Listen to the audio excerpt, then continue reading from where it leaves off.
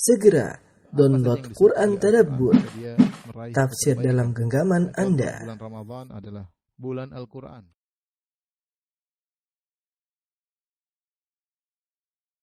Bismillahirrahmanirrahim.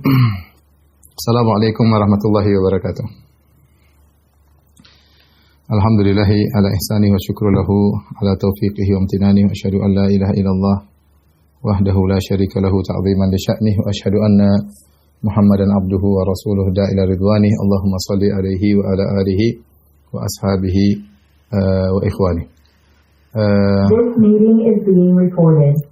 Ikhwan dan akhwat di Semarang yang dirahmati oleh Allah Subhanahu wa taala, dan juga para pemirsa di YouTube maupun di Facebook yang dirahmati Allah Subhanahu wa taala, pada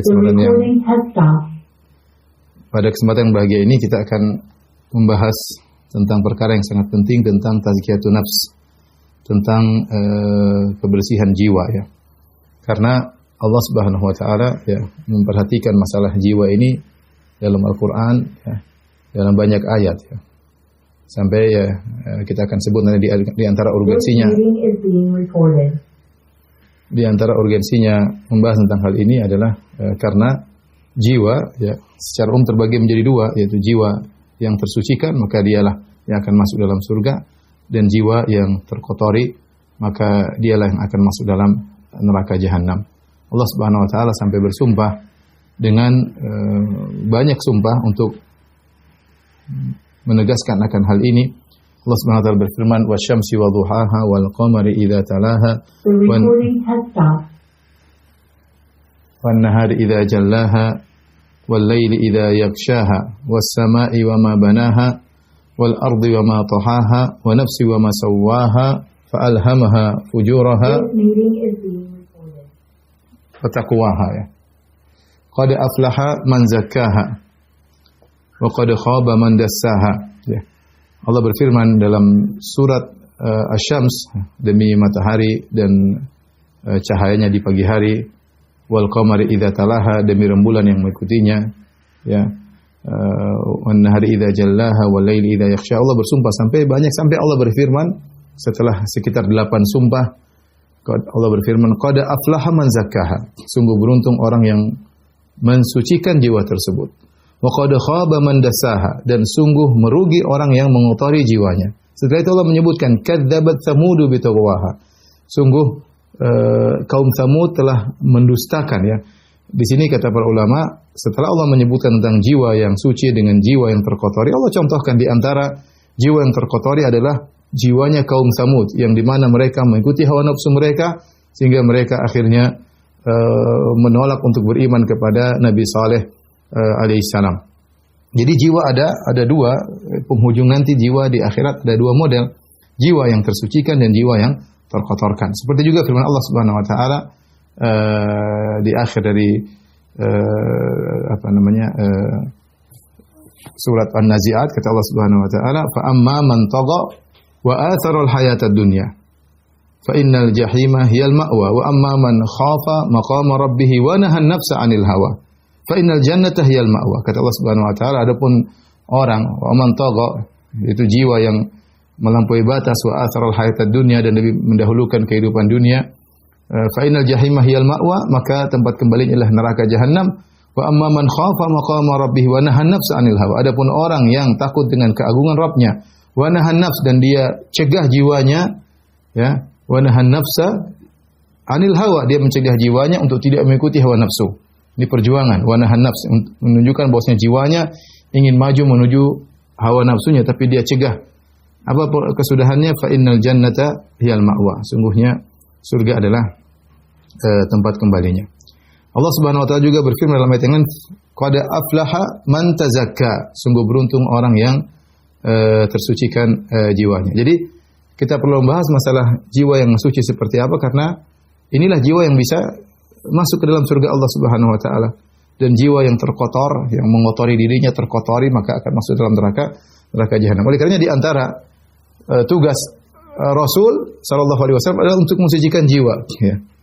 Laqad manna Allahu 'alal mu'minin idz ba'atha fihim rasulan min anfusihim yatlu 'alaihim ayatihi wa yuzakkihim wa yu'allimuhumul kitaba wal hikmah wa in kanu min qablu fi dhalalin mubin. Kata Allah Subhanahu wa taala, sungguh Allah telah memberi karunia kepada kaum mukminin dengan mengutus kepada mereka seorang rasul yatlu alaihim ayatihi, yang membacakan ayat-ayat Allah Subhanahu wa taala, wa yuzakkihim, dan mensucikan mereka.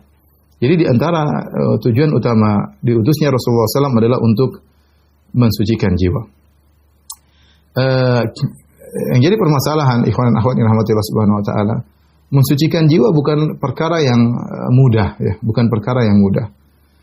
Karena kita ingin membersihkan jiwa dari hal-hal yang dia sukai. Jiwa ini suka dengan hal-hal yang buruk.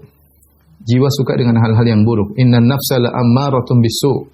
Ini hukum asal jiwa. Jiwa itu menyeru kepada keburukan. Dia suka dengan hawa. Dia suka dengan perkara-perkara yang buruk.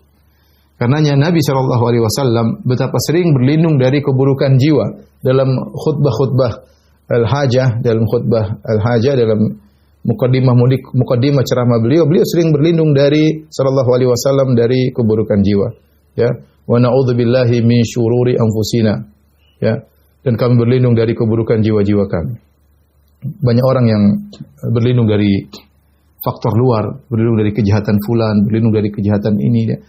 Lupa bahwasanya dalam jiwanya juga ada kejahatan, keburukan yang harus dia minta perlindungan kepada Allah Subhanahu wa taala, ya.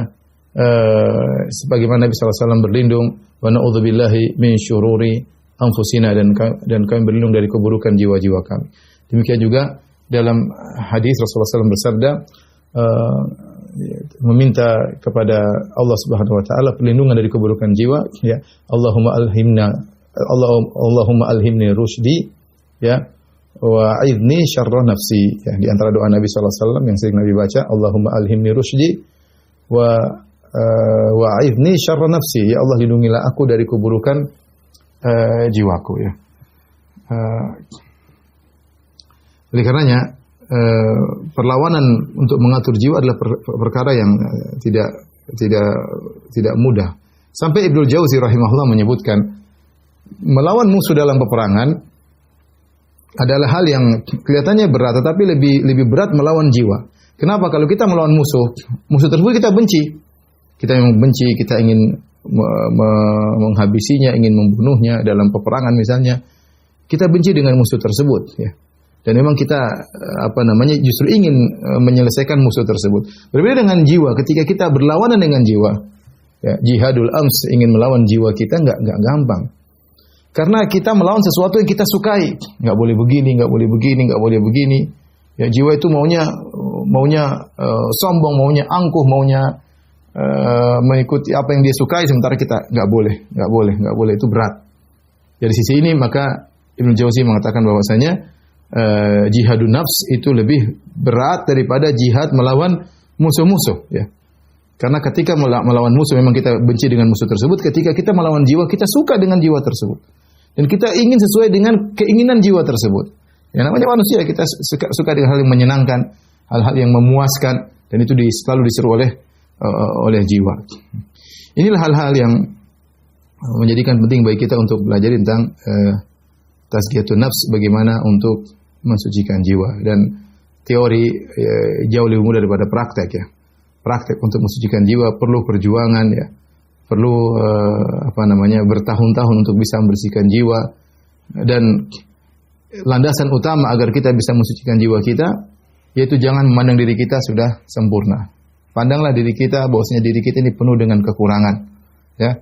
Pandanglah diri kita bahwa diri kita ini penuh dengan kekurangan. Itu awal dari usaha untuk memperbaiki jiwa kita. Tapi kita akan bahas tentang tazkiyatun nafs, ya.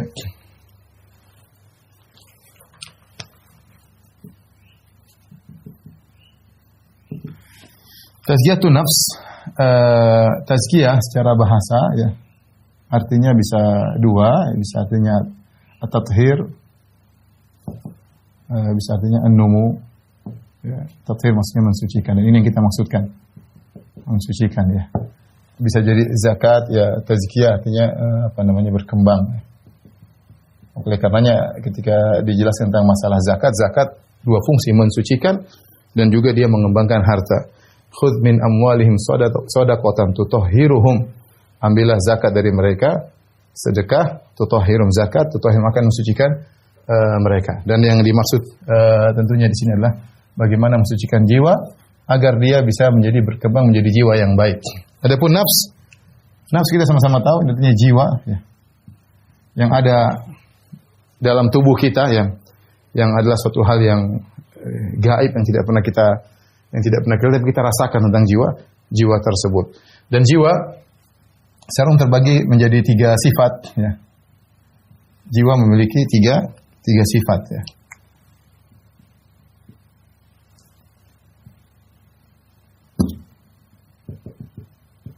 Yang pertama, ini hukum asal adalah an-nafs al-ammarah bisu.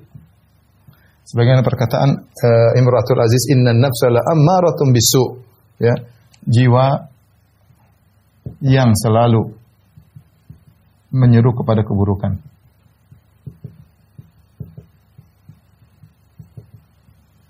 Yang kedua adalah an-nafsul lawwamah. An-nafs al-lawwamah. Ini yang Allah bersumpah dalam surat Al-Qiyamah, kata Allah, la uqsimu bi yaumil qiyamah wa la uqsimu bin nafsil lawwamah. Allah mengatakan wala uqsimu bin nafsil lawwamah. Kata Allah, sungguh aku bersumpah dengan jiwa yang lawam. Lawam itu suka mencela, jiwa yang suka mencela. Suka mencela. Dan ini adalah jiwa yang bagus. Mencela apa maksudnya? Mencela jika seorang melakukan kemaksiatan. Mencela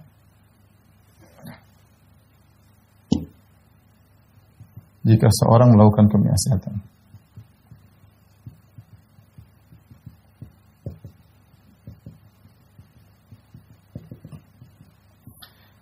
Dia mencela ketika sedang melakukan maksiat, jiwanya memberontak, ini enggak bagus, tapi dia kalahkan jiwa tersebut. Sifat al-ammarah bisu yang mendominasi sehingga dia melakukan maksiat. Kemudian setelah dia melakukan maksiat, jiwa tersebut masih mencela. Masih mencela, kenapa kamu begini? Disuruh bertobat, jiwa tersebut mencela. Ini jiwa yang baik, oleh karenanya Allah Subhanahu wa taala bersumpah dengan jiwa tersebut. Namun banyak orang mendominasikan sifat jiwa al-ammarah bisu daripada jiwa yang mencela. Oleh karenanya pada dasarnya seorang memiliki jiwa al-ammarah bisu, tetapi dia punya sifat ini. Sifat kedua dari jiwa ini selalu kalau orang itu beriman pasti ada sinyal menegur dia. Dia pasti enggak enak ketika melakukan maksiat, dia mau berbuat keburukan, ada sinyal yang menegurnya, dan itu nafsul lawamah. Nafsul lawamah ya, yang berusaha untuk mencegah dia. Tapi ketika dia mendominasi, dia mengalahkan nafsul lawamah tersebut dan dia selalu mengunggulkan al-ammarah bisu, lama-lama ini mati sifat lawamah ini hilang. Sehingga ketika dia melakukan maksiat sudah tidak punya malu, rai gedek apa cuek aja ya. Tapi kalau seorang masih ada iman harusnya ada nafsu al-lawamah. Yang ketiga dan sifat yang terbaik adalah nafsul mutmainnah. Yang Allah sebutkan dalam Al-Qur'an, ya ayyuhan nafsul mutmainnah irji' ila rabbiki radiyatan mardiyah.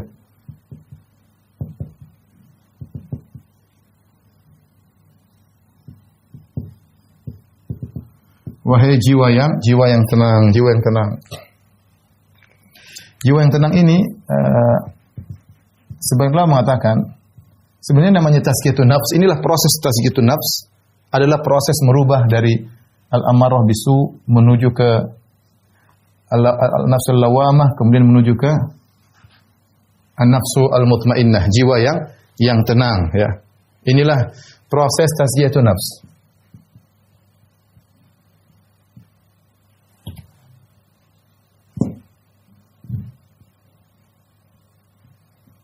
Pensucian jiwa, yaitu agar jiwa berubah dari al-ammarah bisu bisa dia kendalikan menjadi an-nafsul lawamah dan akhirnya menjadi nafsul mutmainnah yang tenang dengan yang tenang dengan ketaatan, gelisah dengan hal-hal yang mendatangkan kemurkaan Allah Subhanahu wa taala, selalu taat kepada Allah, mudah untuk beribadah, mudah untuk mengingat Allah, benci melakukan kemaksiatan ya. Dan inilah kalau seorang sudah mencapai pada nafsu mutmainnah berarti jiwanya telah tersucikan. Ini secara sederhana apa makna dari tazkiyatun nafs yang sedang kita bahas pada kesempatan kali ini. Tapi tolong dihapus. Ada beberapa poin. Atau sebelumnya saya lanjutkan dulu ya. Beberapa poin yang penting ya.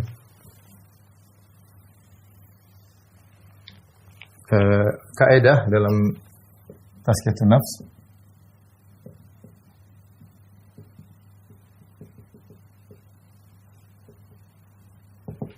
Yang pertama yang disampaikan bahwasanya ya yang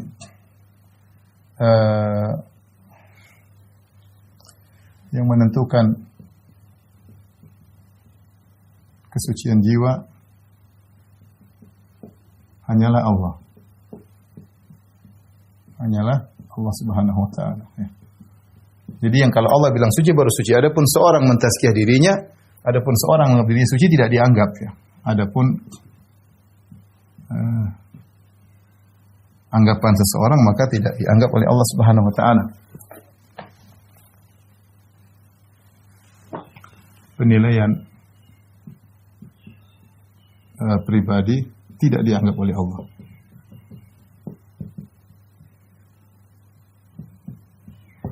Allah berfirman, "Alam tara ilal ladzina yuzakkuna anfusahum balillahu yuzakki man yasha." Kata Allah, "Alam tara ilal ladzina yuzakkuna anfusahum balillahu yuzakki man yasha."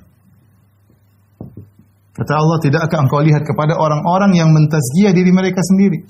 Mereka diri mereka baik, mereka diri mereka wali misalnya, mereka adalah orang-orang mulia. Kata Allah, balillahu yuzakki man yasha. Allah yang mensucikan siapa yang Allah kehendaki. Allah yang sucikan siapa yang Allah kehendaki.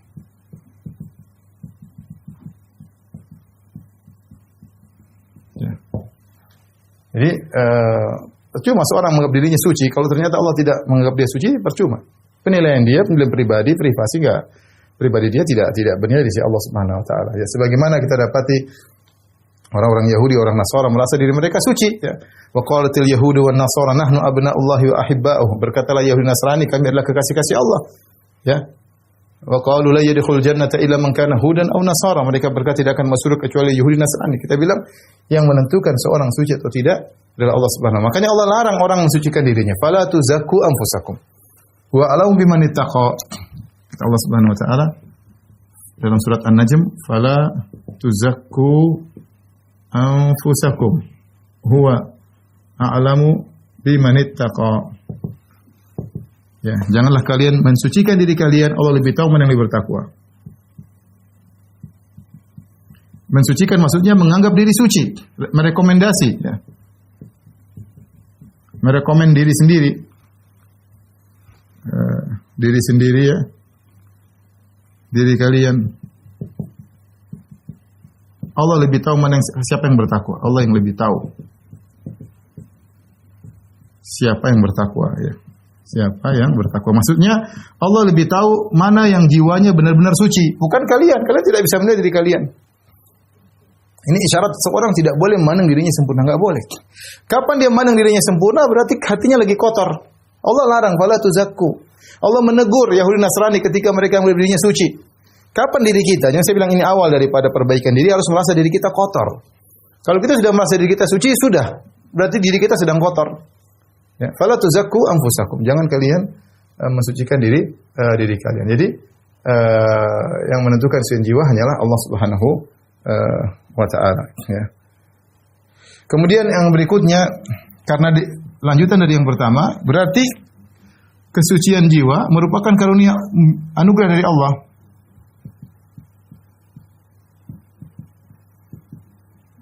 Karunia dari Allah. Kata Allah Subhanahu wa taala dalam surat An-Nur, "Walaula fadlullahi 'alaikum wa rahmatuhu ma zaka minkum min ahadin abada." Ya. Walaula fadlullahi 'alaikum wa rahmatuhu ma zaka minkum min ahadin abada walakin Allah yuzakki man yasha.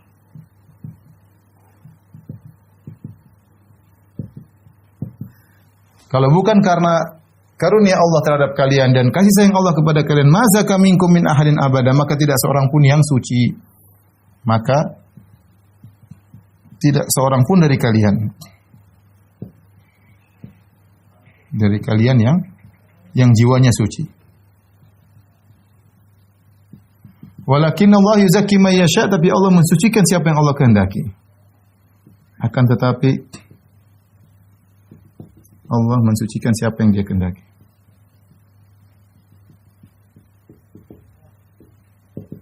Yang Ia kehendaki. Ini ikhwan, kaidah kedua. Yang di sini kita tahu bahwasanya kalau seorang merasa tentram jiwanya, merasa alhamdulillah dia senang dengan agama, dia senang dengan salat, dia tidak suka dengan kemaksiatan, dia harus tahu bahwasanya ini adalah karunia dari Allah Subhanahu wa taala. Makanya Nabi Muhammad SAW ketika menggali perang parit di perang Khandaq bersama para sahabatnya, Nabi SAW mengatakan, "Wallahi laula Allah ya mahtadaina wa ma sallaina wa la tasaddaqna. Fa anzilan sakinatan alaina." Kata Nabi SAW, demi Allah, kalau bukan karena Allah Subhanahu wa taala, kami tentu tidak dapat hidayah. Kamu tentu tidak salat, kami tentu tidak bersedekah. Ya, ini menunjukkan ketika jiwa kita senang dengan ketaatan, jangan kita ujub, ya. Jangan kita merasa kita yang telah berjuang sehingga enggak, ini semua dari Allah Subhanahu wa taala. Ya, kalau Allah tidak berkehendak, tentu kita tidak akan demikian. Ini intinya ini dua kaidah mendasar yang penting untuk sebagai langkah awal kita mensucikan jiwa. Jadi ini sebenarnya dua kaidah ini, ya. Intinya apa? Untuk menyadari jiwa kita ini kotor, ya. Untuk menyadari kotornya jiwa, ya. Dan tidak ujub dengan kebaikan jiwa. Nah, kalau kita sudah punya dua kaidah ini bahwasanya saya tidak boleh menganggap diri saya suci, ya, karena itu kan penilaian saya. Yang tahu kita suci enggak hanya Allah. Kapan kita mulai menganggap diri kita suci, berarti ya kita telah melanggar perintah Allah. Fala tuzakku anfusakum. Ya, berarti ada masalah. Susah bagi kita untuk mensucikan jiwa. Susah. Makanya kenapa orang susah dinasihati ketika dia sudah merasa dirinya benar. Bagaimana menasihati kalau dia merasa dirinya benar? Langkah awal seorang bisa dinasihati ketika dia tahu dia salah. Ketika dia tahu dia salah, maka terserah dia mau perbaiki diri atau tidak. Tetapi poin pertama dia harus sadar dia salah. Nah, kalau dia tidak merasa salah, gimana mau diperbaiki? Sekarang kita bicara dengan misalnya pelaku bid'ah, kita mau nasihatnya nggak bisa, dia merasa benar kok. Harus dia tahu dirinya salah, baru mungkin kita bisa nasihati. Ya, demikian juga dalam kehidupan kita, ya. Dalam banyak hal, ya. Kalau kita dalam interaksi dengan sama masyarakat, bahkan interaksi dengan istri, interaksi dengan suami, interaksi dengan keluarga, dengan teman-teman di yayasan, teman-teman dakwah. Kapan kita merasa diri kita sempurna, susah kita akan dinasihati. Susah. Ya, susah karena kita merasa diri kita benar. Nah, dalam tazkiyatun nafs, kunci pertama harus sadar bahwa jiwa kita ini pasti ada kotorannya. Itu pasti, apalagi kita hidup di zaman 2021. Pasti dengan medsos yang berbagai macam model, pasti jiwa kita kotor, pasti. Ya. Lihatlah sekarang bagaimana kotornya jiwa yang muncul dengan berbagai macam komentar, dengan nyinyiran, sindiran, itu semua adalah dampak, ya, bentuk dari kotornya jiwa yang diungkapkan dengan ungkapan-ungkapan tersebut. Baik, kemudian yang ketiga, bagaimana proses tazkiyatun nafs? Kaidah yang ketiga,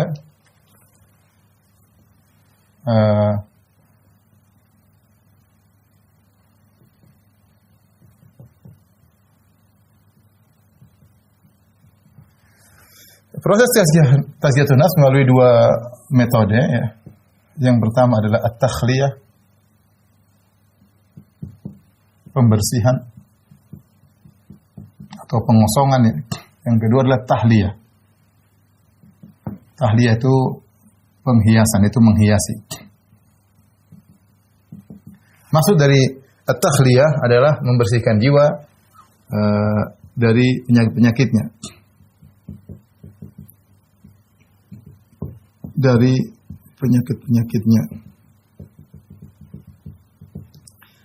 Adapun menghiasi maksudnya mengisi jiwa atau menghiasi jiwa, mengisi atau menghiasi jiwa dengan amalan-amalan hati. Tentu dua hal ini saling berkesinambungan ya. Secara praktek memang kalau secara teori harusnya takhliyah, membersihkan dulu baru menghiasi ya. Artinya kalau kita mau membuat sesuatu dibersihkan dulu kotorannya baru kita hiasi. Tapi secara praktek dua ini saling melazimkan ya.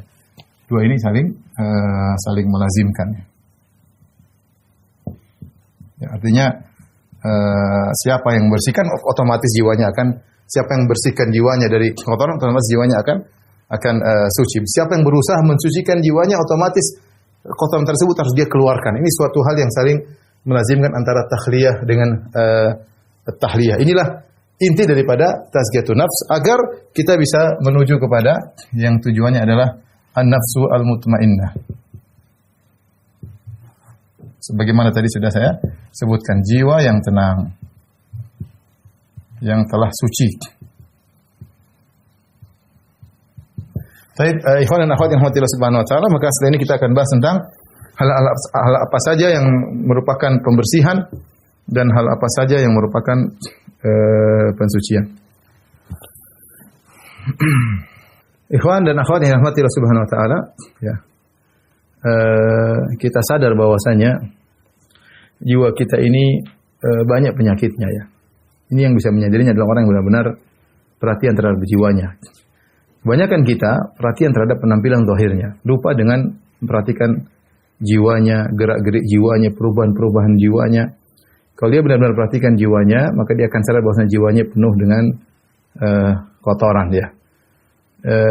Kita saja, saya sebagai ustadz yang sering berceramah tentang keikhlasan, tentang bahaya riya, tentang bahaya ujub, itu pun sering sekali bahwasanya kita diserang dengan keinginan untuk dipuji, keinginan untuk dianggap, bangga dengan apa yang kita utarakan, apa yang kita tuliskan. Itu ada saja setan ingin menggoda diri kita ya.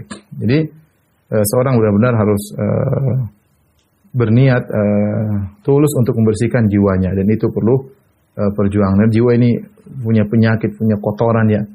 Makanya di antara zikir pagi petang ya, a'udzubika min syarri nafsi wa syarri syaitani wa syirkih ya. Zikir pagi petang sering kita baca, Allahumma fatiras samawati wal ard, alimal ghaibi wa syahadah, rabb kulli syai'in wa malikah, asyhadu an la ilaha illa anta. A'udzubika min syarri nafsi wa syarri syaitani wa syirkih. Ya Allah, aku berlindung kepada Engkau dari keburukan jiwaku dan keburukan syaitan dan dan kesyirikannya. Dalam riwayat yang lain wasyarakih, dan keburukan syaitan dan dari pengikut-pengikutnya. Ya, di sini Nabi SAW dalam doa ini, doa zikir pagi petang, berlindung kepada Allah dari dua hal perusak, baik faktor eksternal maupun faktor internal. Kebanyakan kita hanya memandang kepada faktor eksternal. Kita tidak melihat kepada faktor internal. Bisa jadi faktor internal kita lebih kuat potensi melakukan keburukan daripada faktor eksternal. Ya. Terkadang kita terjebak dengan faktor eksternal bukan apa-apa, karena memang dasar jiwa kita yang buruk. Sehingga begitu kena dengan faktor eksternal sedikit saja langsung sinkron. Ya, langsung sinkron. Padahal kesalahannya bukan pada faktor eksternal yang mendominasi, tapi faktor internal jiwa kita. Tadi saya sudah sebutkan Nabi SAW sering minta perlindungan dari keburukan jiwa. Ya. Wa na'udzubillahi min syururi anfusina. Dan kami berlindung dari keburukan jiwa-jiwa kami. Jiwa ini masalah memang. Mau angku, mau diakui, mau dikenal, mau dihormati, ya, mau disanjung, ya. Banyak penyakit jiwa ini, ya. Hasad, dengki, ya, merendahkan orang lain, banyak hal. Suudzon, masalahnya kita susah mengontrol jiwa kita ini. Ini masalah berat bagi jiwa. Jiwa ini berat. Ya. Jiwa ini punya keburukan dan susah untuk dikontrol, ya. Meskipun sudah kita punya ilmu tentang hal tersebut. Kita punya ilmu, tapi mengontrol jiwa tidak mudah. Mengontrol jiwa tidak mudah. Makanya perlu perjuangan.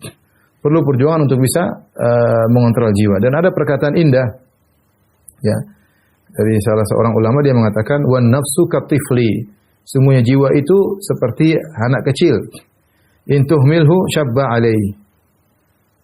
Ala hubbir radha. In tuhmilhu syabba ala hubbir radha. Wa in tufattimhu yanfatim. Dia mengatakan bahwasanya jiwa itu seperti anak kecil, kalau kau biarkan dia akan tumbuh terus dengan selalu suka untuk menyusui. Tapi kalau kau lepaskan susuannya, mungkin dia nangis, mungkin dia marah, maka dia akan bisa lepas daripada susuan tersebut. Jiwa ini perlu jihad, perlu perjuangan. Ya, dari seorang yang tadinya suka dengan pujian, dia harus lawan dirinya. Maksudnya jangan sampai suka dengan pujian. Jangan biarkan jiwa kita terus terjebak dengan suka pujian, ya. Jangan biarkan jiwa kita terus suka dengan ujub dan macam angkuh, ya. Kita harus lawan. Memang berat, tapi kalau kita sudah berhasil melawan, insya Allah mudah untuk mengontrol jiwa. Baik, yang pertama takhliyah, yaitu membersihkan jiwa dari penyakit-penyakit jiwa atau disebut penyakit-penyakit hati. Ini sangat banyak sekali, ya. Sangat banyak sekali. Tapi saya hanya menyebutkan beberapa perkara yang bisa saya sampaikan pada kesempatan kali ini. Sebenarnya banyak sekali penyakit jiwa, namun di antaranya hal-hal yang perlu kita bersihkan dari jiwa kita, yaitu jauhkan diri pada taswif, ya. Taswif ini penyakit nanti saja, ya. Kita mau baca Quran nanti saja. Ini sebenarnya penyakit sebenarnya. Orang tidak sadar ini penyakit jiwa yang dibangun di atas merasa umur panjang, merasa punya kesempatan banyak, ya, sehingga nanti saja, ya. Nanti saya mau baca Quran, mau ngaji nanti saja, mau sedekah nanti sajalah, kesempatan yang lain. Selalu demikian. Ini penyakit hati. Ini penyakit hati, ya. Ya. Mau meninggalkan maksiat nanti masih ada kesempatan. Bertobat nanti, selalu begitu. Nanti saja. Dan akhirnya umur semakin habis dan akhirnya meninggal tanpa dia duga, ya. Oleh karenanya kalau ada seorang ada taswif, berarti hatinya punya penyakit, dia lawan, ya. Mau sampai kapan kita mau nanti saja, ya. Makanya seorang jangan terjebak dengan taswif. Taswif itu artinya nanti saja. Ini adalah penyakit hati yang disebut oleh sebagian para ulama. Ini penyakit yang ada di hati, harus kita lepaskan. Dan sebab utamanya karena merasa umur panjang, merasa punya kesempatan, merasa akan dilapangkan terus oleh Allah Subhanahu wa taala, sehingga akhirnya taswif dan akhirnya amal soleh dia menjadi sangat sedikit, ya. Dan Nabi SAW telah mengatakan kepada Ibnu Umar, ya, tentang hal ini, tentang nasihat Nabi, kun fid dunya ka'annaka gharibun aw abirus sabil, ya. Fa idza amsayta fala tantadhiri sabah wa idza asbahta fala tantadhiri al-masa, ya. Jadilah engkau seperti orang yang di dunia ini seperti orang asing di dunia, atau sekedar numpang lewat sebentar, tidak lama-lama. Namanya numpang lewat, sebentar sudah lewat atau sudah lewat. Maka idza asbahta, kalau kau sudah di pagi hari, fala tantadhiril masa. Jangan tunda-tunda lagi sampai sore. Apa yang bisa kau kerjakan sekarang? Ibadah kau kerjakan sekarang. Wa idza amsayta, kalau kau sudah di sore hari, apa yang bisa ibadah kau kerjakan? Jangan tunda-tunda. Ini penyakit hati. Mau berbuat baik sama orang tua nanti, mau telepon orang tua sekarang telepon, jangan nanti lagi. Mau belikan hadiah buat ponakan atau buat istri, buat siapa, jangan tunda-tunda. Mau menyumbang, jangan tunda-tunda. Mau sholat duha lagi, kepingin sholat duha, jangan tunda-tunda, segera. Ya. Karena sebenarnya kalau seorang lagi ada timbul keinginan untuk melakukan ketaatan, itu Allah sedang beri hidayah kepada hatinya. Jangan dia tunda. Kalau dia tunda, bisa jadi hidayah tersebut dicabut oleh Allah Subhanahu wa taala. Dan yang buat dia menunda itu ada penyakit, namanya penyakit taswif dalam hati. Dia harus lawan. Jadi latih diri kita untuk tidak menunda, sehingga dengan demikian waktu kita akan efektif. Ya, seorang meninggal di usia muda misalnya, tapi dia sudah punya banyak aset yang sudah dia kumpulkan selama ini di dunia untuk bertemu dengan Allah Subhanahu wa taala. Kemudian di antara penyakit hati yang harus kita hindari, penyakit jiwa, adalah terlalu cinta sama dunia dan tamak, qillatur ridha, tidak suka bersyukur, ya, tidak ridha dengan pemberian Allah Subhanahu wa taala. Kita semua mencari dunia, ya, dan dunia kita perlukan untuk sampai kepada akhirat. Kita harus melewati dunia, dan semua orang ingin hidup nyaman, ya, tapi harus memiliki sifat yang pandai bersyukur, karena kalau sudah terikat dengan dunia, hati kita ini bisa macam-macam, ya. Apalagi sudah mencari pada tingkatan budak dunia. Ya, kata Nabi SAW, ta'isa abdud dinar, ta'isa abdud dirham. Celaka penyembah dinar dan celaka penyembah dirham. Nah, kalau kita sudah cinta dengan dunia berlebih-lebihan, semua ukurannya dunia. Semua ukuran dunia. Ini penyakit hati. Sehingga kita mau ini hitungannya dunia. Kita mau ngajar, hitungannya dunia. Kita mau dakwah, hitungannya dunia. Kita mau nulis buku, hitungannya selalu dunia. Apa saja hitungannya dunia. Kita mau berbuat baik sama orang tua, hitungannya dunia. Semuanya dalam tanda kutip harus dunia ada yang kita dapatkan. Ini bahaya kalau orang selalu mengikatkan hatinya kepada dunia ya. Oleh karenanya ketika kecintaannya kepada dunia, semua orientasinya dunia harus kita lawan. Ini penyakit yang harus kita lawan. Mulai kita cek sesuatu. Saya ini dengan cara bagaimana, dengan selalu mengecek saya ini karena siapa saya begini? Apakah karena Allah atau karena dunia ya?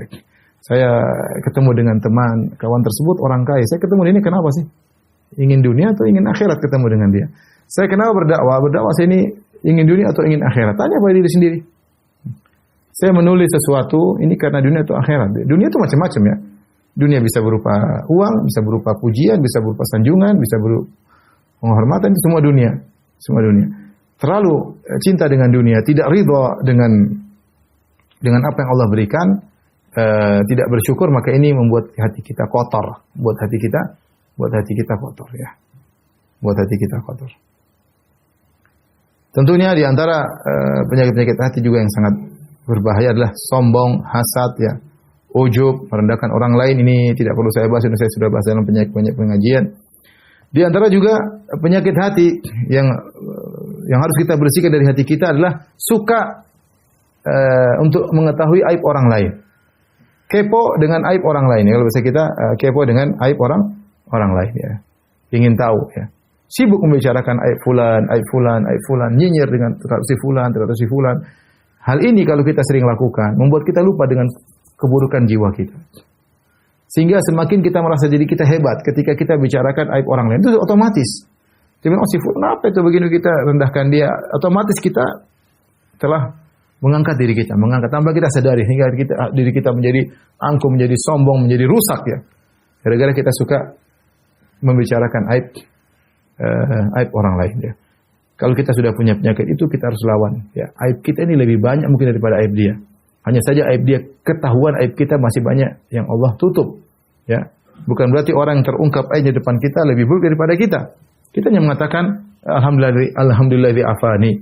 Segala puji bagi Allah telah menyelamatkan aku dari aib seperti itu. Tapi jangan sibukkan diri kita untuk ya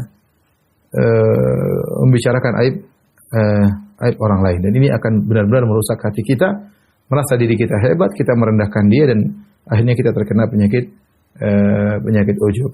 Terutama ibu-ibu ya, jangan suka melihat aib orang lain. Kalau aib terlihat di hadapan kita tutup ya. Bukankah itulah nasihat Nabi SAW ya, man satara musliman, siapa yang menutup aib seorang muslim, satarallahu yaumal qiyamah, Allah akan tutup aibnya pada hari kiamat kelak. Bukan kalau ada aib orang boleh kita bicarakan, kita sibuk membicarakannya ya. Karena saya sering sampaikan bahwasanya di antara wanita bahan untuk mengejek, untuk merendahkan sangat banyak. Makanya ketika Allah melarang untuk mengejek, Allah khususkan penyebutan wanita. Sebagaimana disebutkan oleh Imam Al-Qurtubi dalam tafsirnya, rahimahullahu taala, ya ayyuhalladzina amanu la yaskhar qaumun min qaumin asa an yakunu khairan minhum wala nisaa'un min nisa'in asa an yakunna khairan minhun. Wahai orang beriman, janganlah sekelompok kalian menjelek-jelek mengejek sekelompok yang lain. Bisa jadi yang diejek lebih baik daripada yang mengejek. Dan jangan pula para wanita. Sebagian wanita mengejek sebagian wanita yang lain. Di sini kata Imam Al-Qurtubi, setelah Allah menyebutkan orang yang beriman, dan orang beriman mencakup lelaki dan wanita. Kemudian Allah mengkhususkan penyebutan wanita karena ejek-mengejek ini banyak di kalangan wanita. Ini kenyataan. Kita di dunia wanita banyak hal yang bisa menjadi bahan ejekan. Lihat mungkin seorang wanita begini diejek, lihat sepatunya begini diejek, lihat tasnya begini diejek, lihat suaminya begini diejek, lihat anaknya kurang bersih diejek, ke rumahnya kotor diejek, banyak hal. Maka jangan sibukkan dengan aib orang lain. Kita beri udzur sama mereka. Mungkin mereka sulit. Misalnya ada seorang misalnya ya, ada wanita ternyata penampilannya nggak rapi misalnya, kita mungkin dia sibuk banyak anak ya, sehingga dia tidak sempat merapikan dirinya. Kalau mau ya kita datangi nasihati. Bukan kita ngomong di belakang, kita sibuk dengan sedikit lihat aib cerita. Nggak usah sibukkan itu semua. Diriku lebih buruk daripada dia. Diriku yang sibuk dengan aib dia itu lebih buruk daripada aib yang sedang dia lakukan. Ini penyakit hati harus kita bersihkan. Karena kalau tidak kita bersihkan, kita akan menjadi merasa diri kita hebat, merasa diri kita di atas, di awang-awang. Ini jadi masalah. Ya. Padahal kita hina dina di hadapan Allah Subhanahu wa Ta'ala. Tentunya, ikhwan dan akhwat yang rahmati Allah Subhanahu wa Ta'ala, masih banyak hal-hal yang harus kita bersihkan di jiwa kita. Dan seorang benar-benar harus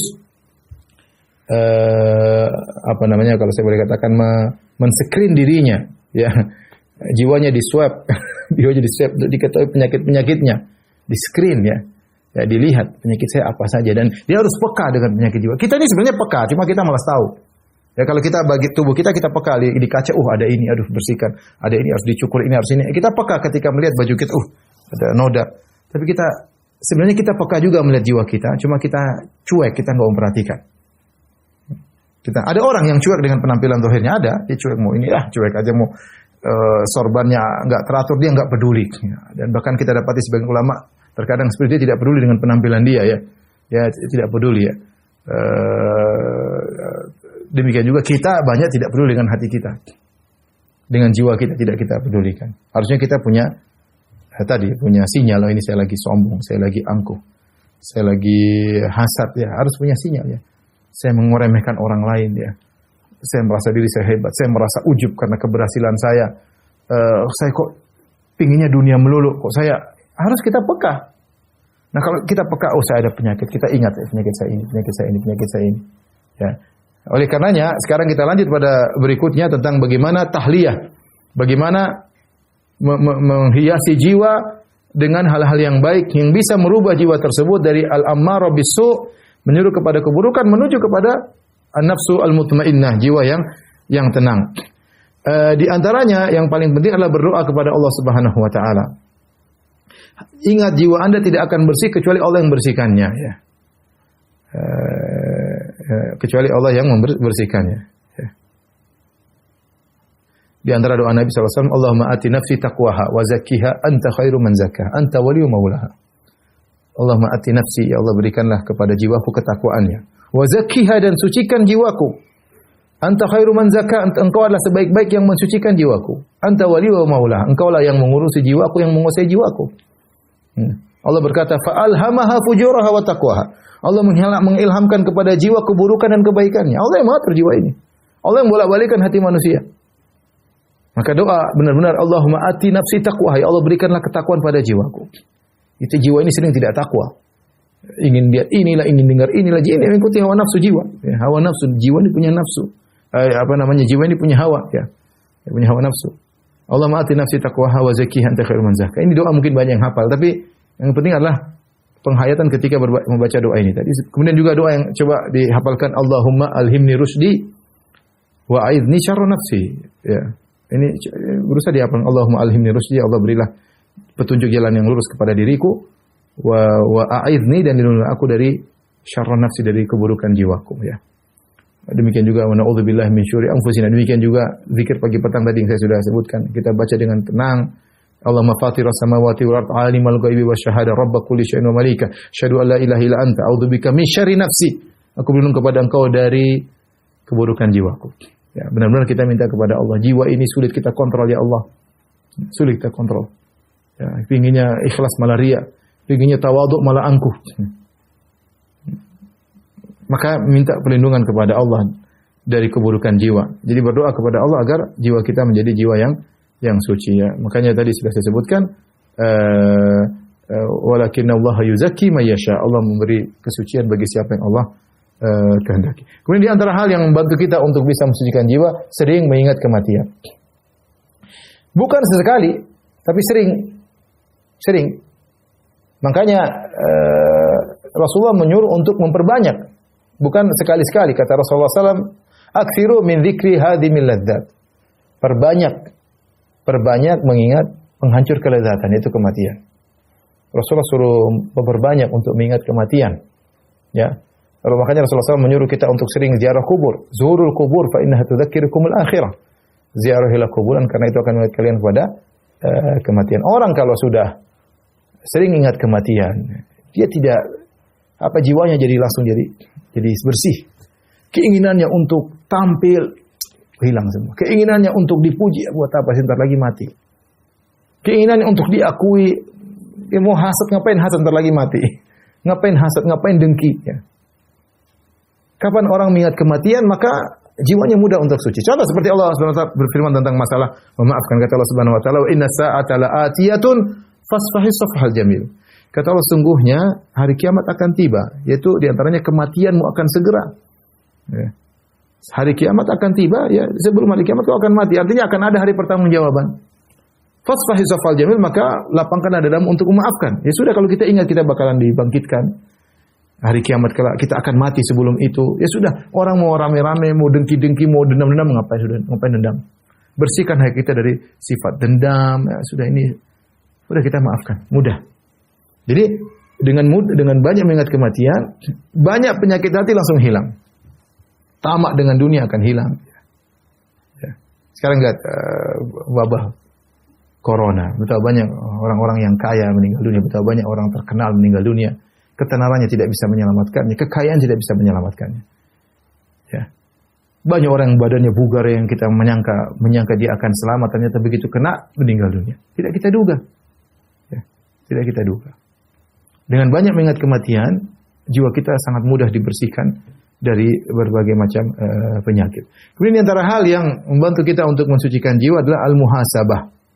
Al-muhasabah yaitu kita menghisap diri kita sebelum kita dihisap. Kata Umar bin Khattab radhiyallahu anhu, "Hasibu anfusakum qabla an tuhasabu." Hisaplah jiwa kalian, hisap jiwa kita hisap. Qabla an tuhasabu, sebelum kalian dihisap. Ya. Barang siapa yang sering menghisap dirinya, dia akan mudah hisapnya pada hari kiamat kelak. Bagaimana cara menghisap? Sebenarnya Allah mengatakan cara menghisap diri jiwamu lebih detail daripada kau menghisap ketika kau mengaudit. Hisab itu kan audit sebenarnya bahasanya secara sederhananya. Sebagaimana kau mengaudit teman rekan kerjamu, partnermu dalam usaha.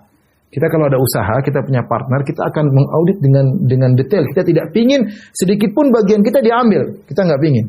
Kita detail, kita hitung benar-benar ya. Kita tahu bagian dia berapa, bagian kita berapa. Orang kalau sudah masuk dalam perdagangan ya, kalau sudah mulai mengaudit tentang bagian dia, berapa saham dia, berapa harus dia dapatkan, dia akan mengaudit dengan detail. Nah, kata sebagian ulama, engkau auditlah dirimu lebih detail, lebih ketat daripada kau mengaudit teman rekan kerjamu, rekan bisnismu. Bagaimana kita duduk tenang, renungkan apa yang sudah saya lakukan hari ini. Tadi pagi apa yang sudah saya lakukan? Ketika saya berdoa, apa niat saya sebenarnya apa? Ketika saya berbicara dengan istri, apa niat saya? Kenapa saya suudzon kepada orang lain? Kenapa saya hasad kepada si fulan? Ya. Kenapa jiwa ini masih ada keinginan untuk diakui, untuk sombong, untuk macam-macam? Ya. Itu caranya menghisap yang benar. Benar-benar diaudit. Dan ini hisap yang bermanfaat. Maka sebenarnya mengatakan kita perlu sedikit waktu, tidak banyak-banyak. Itu tidak banyak. Kita hanya merenung 10 menit sudah cukup sebenarnya. Cuma kita tidak melakukannya. Paling bagus kalau kita di tengah malam. Salat malam. Ya. Kadang kita menghisap diri kita sambil salat pun kita bisa ya. Kita baca lewat ayat-ayat, kita, oh ya Allah ternyata saya begini, ternyata saya begini. Ya. Masih banyak perbaikan yang harus saya lakukan. Masih banyak kekurangan. Semoga Allah mengampuni. Ya. Seperti itu ya. Bukan kita bergerak bebas tanpa kita hisap diri kita. Sehingga akhirnya kalaupun kita riak, kita terbawa terus. Kalau kita angkuh pelan-pelan dari sedikit makin angkuh, semakin sombong, dan akhirnya tidak kita sadari. Kalau sudah di puncak kesombongan, kita perbaiki sudah susah. Sudah susah. Ya, merasa diri benar, merasa ini ya. Banyak hal. Jadi muhasabah. Ya. Allah Subhanahu wa taala berfirman, "Ya ayyuhalladzina amanu taqullaha wal tanzur nafsum ma qaddamat lighad." Dan ini adalah ayat tentang muhasabah. Ya ayyuhalladzina amanu, bertakwalah kepada Allah, wal tanzur nafsum ma qaddamat lighad. Dan harusnya satu jiwa, nafsun jiwa melihat apa yang dia lakukan untuk masa depannya. Apa yang telah dia lakukan, ma qaddamat lighad. Maknanya hitunglah, lihatlah, tinjau kembali ya. Fal tanzur nafsun, tinjaulah kembali seseorang ma qaddamat, apa yang dia telah lakukan selama ini, lihat untuk masa depannya yang abadi. Jadi kita cross check kembali. Hisab, audit, apa yang sudah saya lakukan? Apa yang sudah saya kerjakan sampai sekarang ini? Apa injazat kalau bahasa kita? Apa produk-produk yang sudah saya lakukan untuk akhirat saya berkaitan dengan ibadah saya? Apa ibadah yang sudah saya lakukan? Apa yang sudah saya lakukan terhadap orang tua saya? Apa yang sudah saya lakukan terhadap dakwah saya? Apa yang sudah saya perjuangkan untuk anak istri saya? untuk agama saya. Ini semua kita tinjau kembali. Jangan kita jalan terus, jangan. Berhenti dulu, cek dulu. Untuk memperbaiki umur kita semakin ya, kita nggak tahu sampai kapan ya. Sampai kapan umur kita ya. Kalau umur kita semakin tua, sudah lewat 40 tahun, saatnya sudah di puncak, saatnya kita mau turun. Nah, benar-benar manfaatkan umur Anda setelah umur lewat 40 tahun. Apalagi sudah lebih 50 tahun, ini tinggal sedikit waktu Anda untuk mengumpulkan aset di dunia. Serius, sudah saatnya berhenti main-main ya. Kalau main-main umur 30 oke lah. Umur 20 oke lah, main dalam berjalan sana jalan sini, sudah 40, 50 sudah. Berhenti. Fokus, hisab diri Anda. Apa yang sudah saya lakukan untuk bertemu dengan Allah. Yang masih bisa perbaiki segera. Masih ada kesempatan. Jangan terus berjalan tanpa kita mengkoreksi, merevisi apa yang sudah kita lakukan. Allah musta'an. Jadi pentingnya al-muhasabah. Kemudian di antaranya senantiasa untuk berprasangka buruk kepada diri. Ini sangat penting. Jangan kita husnudzon kepada diri. Kita husnudzon sama orang, buruk sangka sama diri. Jangan sebaliknya. Husnudzon pada diri sendiri, buruk sangka sama orang. Selalu ada apa kita, aduh, saya ini kayaknya masih begini. Selalu begitu. Buruk sangka kepada diri itu membuat kita maju. Kita maju. Memang saya memang kurang ikhlas. Tidak perlu kita ungkapkan kepada orang lain. Kita berbicara dalam diri kita sendiri. Saya masih kurang, saya masih mencari dunia ya. Saya masih lah. Saya masih terpesona dengan dunia, masih suka dengan sanjungan, suka dengan pengakuan. Ya kita selalu mencela diri kita ya. Suudzon kepada diri kita agar kita melakukan perbaikan, Kemudian di antara hal yang bisa mensucikan jiwa adalah tinggalkan fuduli, tinggalkan kepo. Kalau bisa tidak tahu urusan orang lebih baik. Jangan suka nonton berita. Ini buat hati kotor. Ya. Buat hati kotor, susah untuk mensucikan jiwa. Karena kita punya jiwa, kalau tahu kita akan komentar. Itu manusiawi. Kita lihat, kita akan menilai, analisa, kita komentar. Ternyata beritanya hoax misalnya. Terlalu banyak yang kita lihat, terlalu banyak kita dengar, kita terlalu banyak analisa. Meskipun kita diam, tapi ada analisa dalam diri ada. Kita menganalisa. Padahal kita menganalisa perkara yang mungkin tidak perlu bagi kita. Mending kita baca Al-Quran, kita menganalisa. Memahami, mentadaburi, itu lebih baik. Ya, mending kita fokus berbuat baik sama orang tua, fokus kepada anak istri daripada kita kepo mengetahui banyak urusan yang belum tentu urusan tersebut sebagaimana yang seharusnya. Akhirnya hati kita terkotori. Karena sebagaimana al-qulub awiyah, ya, hati itu adalah bejana. Bejana ini akan diisi dengan apapun, ya, diisi dengan apa yang kita lihat, apa yang kita dengar, apa yang kita bicarakan, ya.